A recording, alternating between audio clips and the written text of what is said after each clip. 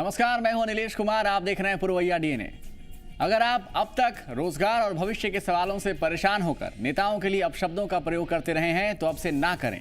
झारखंड कांग्रेस ने अपने घोषणा पत्र में कहा है कि हर परिवार को मुफ्त अनाज, शादी करने पर मंगलसूत्र और टीवी देगी।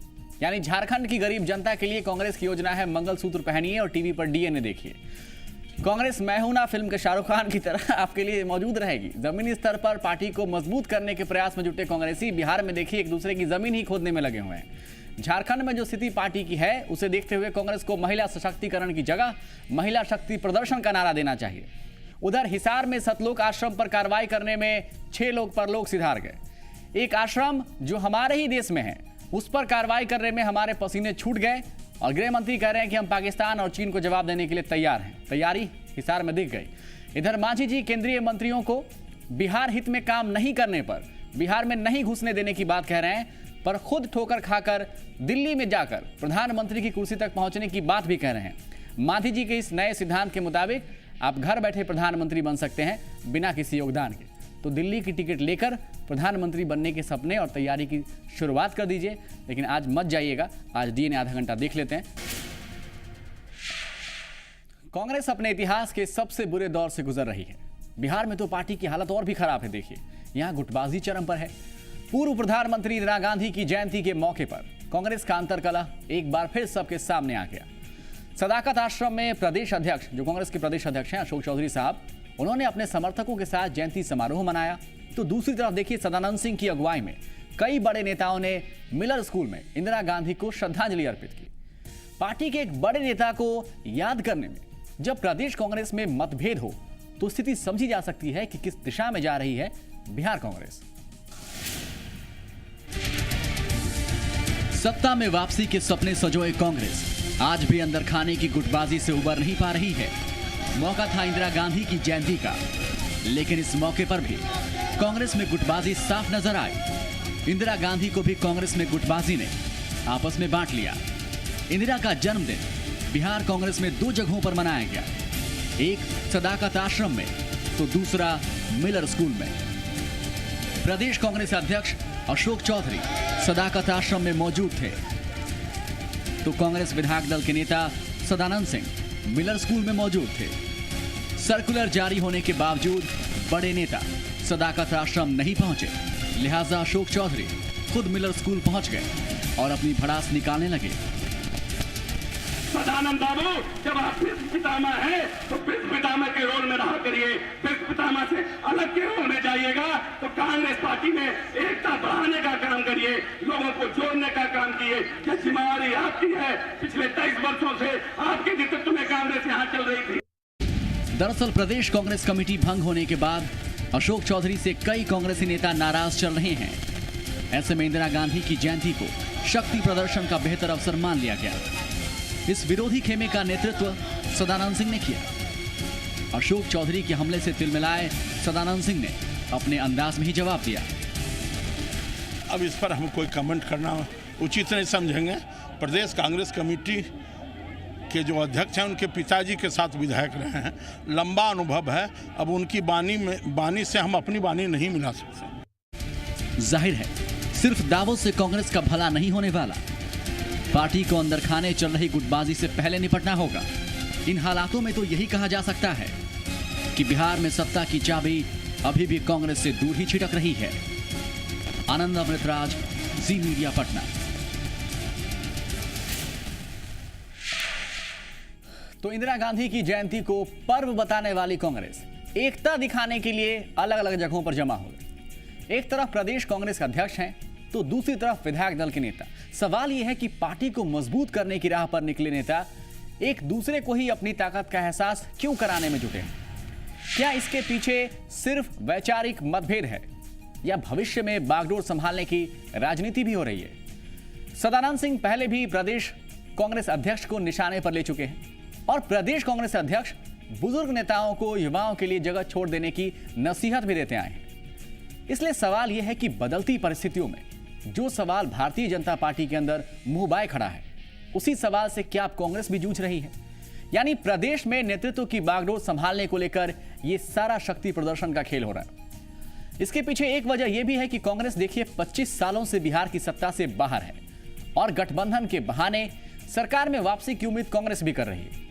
और मान लीजिए अगर ऐसी परिस्थिति आती है तो सवाल खड़ा होगा कि भाई कांग्रेस का चेहरा कौन है बिहार में, यानी नेतृत्व के दावेदारी की लड़ाई कांग्रेस में शुरू हो गई। दिलचस्प यह है कि वो भी इंदिरा गांधी की जयंती के मौके पर। फर्क यह है कि इंदिरा गांधी ने कमान संभालने का दावा कर पार्टी को दिशा दी और बिहार में लोग अपनी दिशा तय करने के लिए दावा कर रहे हैं। तो ये कांग्रेस की स्थिति झारखंड में क्या है उस पर भी चर्चा करेंगे। तो एक तरफ बिहार में कांग्रेस गुटों में बढ़ती दिख रही है, तो झारखंड में भी देखिए हालात ठीक नहीं है। टिकट बंटवारे के बाद झारखंड महिला मोर्चा में विरोध के सुर तेज हो गए हैं।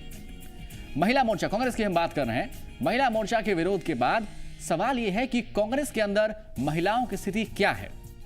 इससे पहले कि हम आगे बढ़े, एक चीज यहां पे बताना जरूरी, पूजा चैटर्जी को टिकट दी गई है और इसको लेकर प्रदेश कांग्रेस के अध्यक्ष आभा सिंह मैदान में कूद गई हैं। उनका कहना है कि 30 सालों से वो पार्टी की सेवा कर रही हैं, लेकिन 30 दिन पहले पूजा चैटर्जी पार्टी में आई और उनको टिकट देने की स्थिति है। इसलिए सवाल यह है कि क्या महिलाओं की स्थिति पर या महिलाओं के मुद्दे पर कांग्रेस के अंदर चर्चा हुई? अगर चर्चा हुई तो इसे कितनी गंभीरता से किया गया? आज कांग्रेस के अंदर की स्थिति आपको बताने की कोशिश करेंगे। चूंकि पार्टी की अध्यक्ष एक महिला है, इसलिए महिलाओं पर ध्यान देना जरूरी है। जैसे सतही तर्क से बचते हुए सिर्फ तथ्यों पर आज हम बात करेंगे। कांग्रेस ने पूजा चैटर्जी को उम्मीदवार बनाया। पूजा राजनीति और विधानसभा के बारे में उतना ही जानती हैं जितना हम और आप संगीत के बारे में। और याद रखिए, विधानसभा राज्यसभा नहीं है। यहां सजावट के लिए नहीं, क्षेत्र के विकास और बनावट के लिए नेताओं की जरूरत होती है।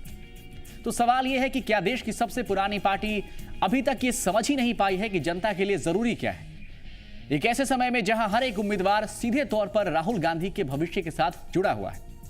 खैर, कांग्रेस में महिलाओं की स्थिति पर आगे बात करने से पहले सारे कांग्रेसियों को याद दिलाना जरूरी कि 19 नवंबर यानी इंदिरा गांधी की जयंती का दिन और उन्होंने पार्टी को कितना मजबूत बनाया, यह हमें बताने की जरूरत नहीं, लेकिन यह बताना जरूरी कि इंदिरा गांधी ने 1974 में कहा क्या था। इंदिरा गांधी ने कहा था, नेतृत्व में महिलाओं की भागीदारी जरूरी है। महिलाएं वोट डालती हैं हमारे देश में, पर उनको अधिकार नहीं मिलता। इंदिरा गांधी ने यह भी कहा था कि हमारे देश में, और ये ध्यान से सुनिएगा, हमारे देश में जब महिलाएं चुनाव में उतरती हैं तो खुद को एक बेटी या बहू के रूप में ही पेश करती हैं। कभी नेता के रूप में महिलाओं ने खुद को पेश नहीं किया, इसलिए हमें उन्हें नेतृत्वकर्ता बनाने की जरूरत है। यानी इंदिरा गांधी भी जानती थी कि महिलाओं को साधे बगैर राजनीति को साधना मुश्किल था। पर आज देखिए, 40 साल बाद पार्टी की सोच और जीत हासिल करने के सिद्धांत आपस में ही टकरा रहे हैं। इसलिए आज एक सवाल यह भी है कि क्या कांग्रेस वाकई अपनी ही राजनीतिक संस्कृति को भूलती जा रही है, जिसका परिणाम चुनावी नतीजों के रूप में आप और हम देख रहे हैं। चलिए ये भी मान लीजिए कि कांग्रेस कुछ नहीं भूली। कांग्रेस नेता कहेंगे कि हमें अपनी विरासत याद है, पर अखिल भारतीय महिला कांग्रेस की स्थिति क्या है? अगर आप अखिल भारतीय महिला कांग्रेस की जानकारी जुटाना चाहेंगे तो 1988 में जयंती पटनायक के दौर की जानकारी मिलेगी, जो वर्तमान अध्यक्ष हैं अनीता वर्मा। उनके बारे में आपको जानकारी गूगल में भी नहीं मिलेगा। आखिर जो अखिल भारतीय महिला कांग्रेस की स्थिति है क्या, तो उसके विषय में 2 जानकारी है। जो जानकारी उपलब्ध है उसमें से एक, इंडियन एक्सप्रेस में 2001 में छपी एक खबर जिसमें अनीता वर्मा महिला कांग्रेस के अध्यक्ष बनाए जाने पर धन्यवाद देती हैं। एक जानकारी उनके बारे में यही है, इंटरनेट पर अगर आप जाएंगे तो। और दूसरी जानकारी 19 अगस्त 2013 की अखबारों की रिपोर्ट में है। यह रिपोर्ट भी दिलचस्प है। पता चला कि अखिल भारतीय महिला कांग्रेस की जो अध्यक्ष हैं, उन्होंने राहुल गांधी साहब से कहा कि आप महिलाओं को कम से कम उन सीटों से उम्मीदवार बना दीजिए जहां आपको पता है कि कांग्रेस हार जाएगी। कम से कम इसी बहाने महिला कार्यकर्ताओं को राजनीति सीखने का मौका तो मिलेगा। ये अखिल भारतीय महिला कांग्रेस के अध्यक्ष का बयान था। यानी कांग्रेस के अंदर इंदिरा गांधी से लेकर सोनिया गांधी तक की तस्वीर तो दिखाई जाती रही, और उन तस्वीरों में अपना अक्स कार्यकर्ता कैसे देखे, इसका मौका दिया ही नहीं गया। अगर आप आंकड़ों के जरिए भी समझेंगे तो अखिल भारतीय महिला कांग्रेस से लेकर झारखंड प्रदेश कांग्रेस अध्यक्ष के दर्द को आप बखूबी समझ सकते हैं। पिछले विधानसभा चुनाव में गुजरात में 180 में से मात्र 14 सीटों पर महिलाओं को मौका मिला। कर्नाटक में 223 विधानसभा सीटों में से केवल 11 सीटों पर कांग्रेस ने महिलाओं को मौका दिया। और हिमाचल प्रदेश, जहां से अखिल भारतीय कांग्रेस की अध्यक्ष आती है, महिला अध्यक्ष की बात कर रहे हैं, वहां देखिए 68 सीटें हैं हिमाचल प्रदेश में, केवल 4 सीटों पर महिलाओं को मौका मिला। यानी कांग्रेस एक तरफ इंदिरा गांधी को याद करती है, पर उनकी बात भुला दी जाती है। प्रियंका गांधी को भी राजनीति में सक्रिय भूमिका निभाने की मांग की जाती है, पर आम कार्यकर्ताओं को इसलिए मौका नहीं मिलता क्योंकि वो पूजा चैटर्जी की तरह सेलिब्रिटी नहीं है और ये सब एक ऐसे समय में हो रहा है जब कांग्रेस जमीनी स्तर पर कार्यकर्ताओं को मजबूत करना चाह रही है। एक छोटा सा ब्रेक लेते हैं, जब लौटेंगे।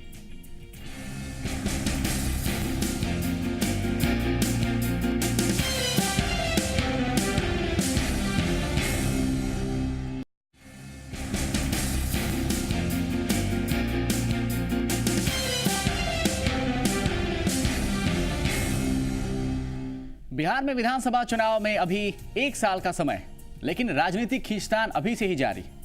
यहां कुछ भी अनुमान लगाना आसान नहीं है। अब देखिए, लालू प्रसाद यादव जेडीयू और आरजेडी में विलय की बात कह रहे हैं और ये भी कह रहे हैं कि इसे चर्चा को खारिज नहीं किया जा सकता। विलय की बात आ रही है सर, क्या है ये? सब चर्चा में है, सब बात सब चर्चा में है। उसको रूल आउट नहीं करते हम लोग। सब अभी तो चुनाव है। कब तक डिसीजन निकल जाएगा सर? अभी तो इधर है हम लोग। और क्या परिस्थिति लग रही है सर? स्थिति ठीक है। लालू जी का पक्ष सुना आपने। अब देखिए, नीतीश कुमार कह रहे हैं कि 2 दलों के विलय की बात ही नहीं है। हाँ, हम समाजवादी परिवार मजबूत होना चाहते हैं, व्यापक एकता की बात है, उससे ज्यादा कुछ नहीं है। ये भी देखिए। चर्चा होगी, इसके बाद आगे भी बैठकें होंगी और उसमें निर्णय होगा। तो जो बात चल रही है वो यही, अलग से कोई 2 दल के मिलने की बात नहीं। अब सब जो व्यापक एकता की बात है वही है। तो सुना आपने, लालू प्रसाद यादव विलय की संभावना से इनकार नहीं कर रहे हैं और नीतीश कह रहे हैं कि ऐसी कोई बात ही नहीं है। तो पहला सवाल यह है कि क्या लालू भविष्य की राजनीति को देखते हुए नीतीश कुमार को मोहरा बनाने की रणनीतिक तैयारी में है? यह सवाल इसलिए क्योंकि कांग्रेस के साथ आरजेडी गठबंधन कभी हां कभी ना की स्थिति में रहा। पिछले लोकसभा चुनाव को आप याद कीजिए। चुनाव में गठबंधन के बावजूद देखिए, राहुल गांधी और सोनिया गांधी ने लालू प्रसाद यादव के साथ कभी भी मंच साझा नहीं किया। परिणाम आने के बाद कांग्रेस गठबंधन से नुकसान होने की बात भी कह चुकी है। प्रदेश अध्यक्ष ने कहा था कि गठबंधन होने से हमें नुकसान हो गया। और अब स्थिति यह है कि पार्टी क्षेत्रीय दलों का कांग्रेस में विलय करने का आह्वान भी कर चुकी है। यानी कांग्रेस अपने लिए अलग रास्ते की तलाश शुरू कर चुकी है। यानी स्पष्ट यह भी है कि राजनीति के भंवर में आरजेडी को एक ऐसे साथी की जरूरत है जो उसे संभाल कर किनारे तक ले जाए। तो क्या यह भी मान लिया जाए कि जिस तरह कांग्रेस अकेले दम पर खड़े होने की बात कर रही है, उसी तरह लालू भी यह तय कर चुके हैं कि कांग्रेस के साथ बहुत दूर तक अब चला नहीं जा सकता, इसलिए प्लान बी लगाना बहुत जरूरी है और उनकी तलाश सिर्फ और सिर्फ नीतीश कुमार पर खत्म होती है। पर सवाल यह भी है कि नीतीश इस बात के लिए तैयार नहीं दिख रहे हैं। क्या इसकी वजह यह भी है कि विलय की स्थिति में नीतीश को कहीं यह डर लग रहा है या यह डर सता रहा है कि उनकी राजनीतिक और वैचारिक इकाई का अस्तित्व ही खतरे में पड़ जाएगा, इसलिए वो कोई भी रिस्क नहीं लेना चाहेंगे। इसका एक और कारण भी हो सकता है। समाजवादियों के जिस दौर को नीतीश कुमार राजनीति में वापस लाने की कोशिश कर रहे हैं, वो प्रयोग अब तक तो व्यवहारिक तौर पर असफल ही हुआ है या फेल ही साबित हुआ है। ऐसे में एक और नाकामी अगर मिलती है तो इसका मतलब होगा नीतीश कुमार राजनीतिक रूप से उस हाशिए पर खड़े हो जाएंगे जहां से उनके लिए वापसी नामुमकिन तो नहीं, लेकिन दुरूह जरूर साबित होगी। इसलिए फिलहाल नीतीश ऐसा करने से बचते हुए ही दिखाई देंगे। एक छोटा सा ब्रेक, हाजिर होते हैं।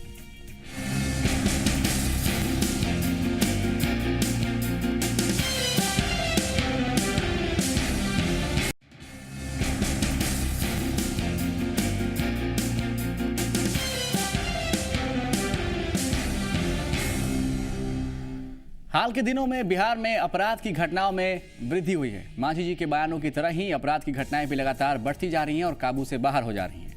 हत्या, लूट और डकैती जैसी बड़ी वारदात को अपराधी बेखौफ तरीके से अंजाम दे रहे हैं। सूबे में लगातार हो रही आपराधिक घटनाओं ने विपक्ष को सरकार पर हमला बोलने का मौका दिया।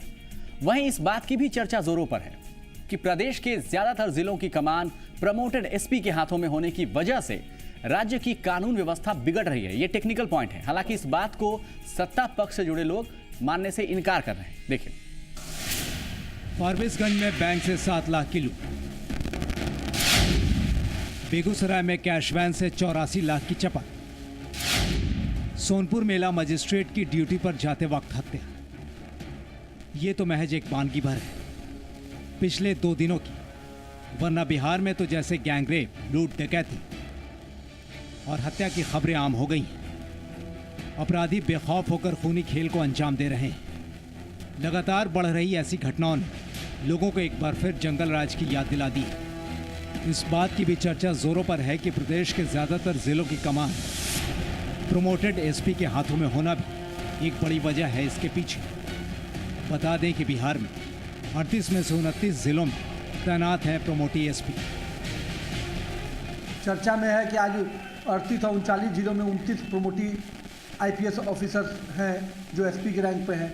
कई एक जो अधिकारी सेक्रेटरी लेवल पे होने चाहिए उनको किनारे करके उनको अन्य विभागों के काम मुख्य रूप से साइड लाइन पर डाल के और मुख्य मेन स्ट्रीम में अपने चॉइस के लोगों को रखना।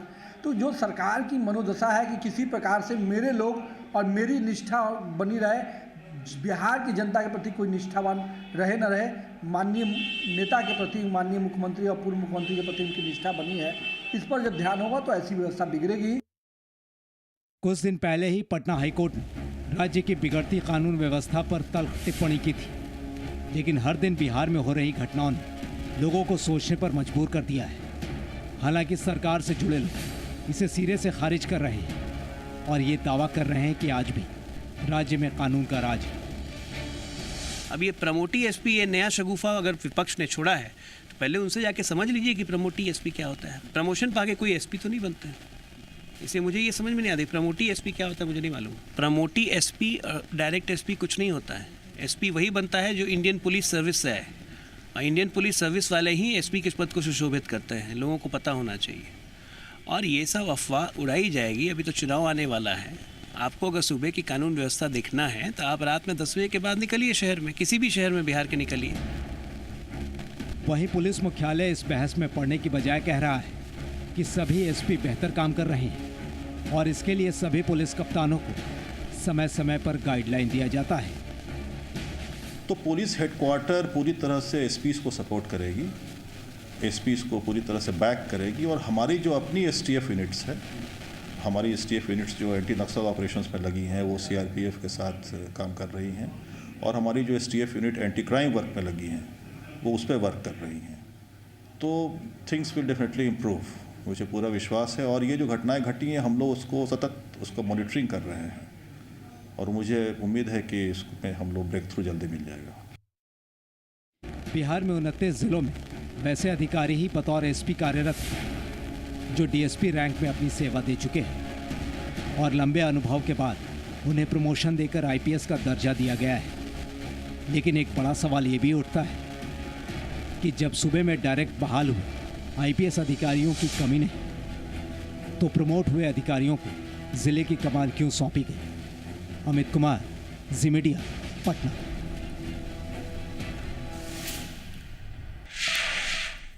तो पुलिस मुख्यालय के मुताबिक राज्य में सब कुछ ठीक है, सरकार के मुताबिक राज्य में सब कुछ ठीक है, और इन सब के बीच अगर आपको कभी ऊपर पहुंचा दिया गया तो हंसते हंसते सब कुछ ठीक है में कुर्बान हो जाइए। बहुत बहुत शुक्रिया आज का डीएनए देखने के लिए।